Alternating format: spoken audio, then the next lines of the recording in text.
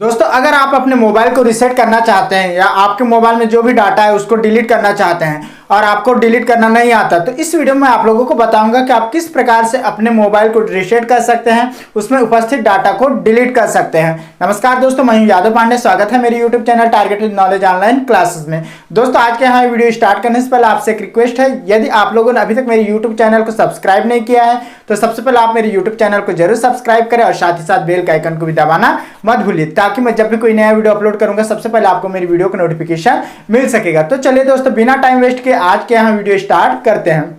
दोस्तों सबसे पहले आपको अपने मोबाइल को रीसेट करने के लिए सबसे पहले आपको अपने मोबाइल की सेटिंग को ओपन करना है। सेटिंग को ओपन करने के बाद आपको इस तरह से कुछ सेटिंग देखने को मिलेगा। आपको यहाँ पर नीचे स्क्रॉल करना है।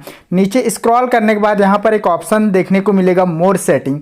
मोर सेटिंग का ऑप्शन को क्लिक करना है। दोस्तों यहाँ पर मैंने मोर सेटिंग के ऑप्शन को क्लिक कर लिया है। अब यहाँ पर एक ऑप्शन देखने को मिलेगा बैकअप एंड रीसेट, तो आपको यहाँ पर क्लिक करना है। दोस्तों यहाँ पर मैंने बैकअप एंड रीसेट पर क्लिक कर लिया है। अब यहाँ पर आपको सबसे लास्ट में नीचे में इरेज ऑल डाटा दिया है, इस पर क्लिक करना है।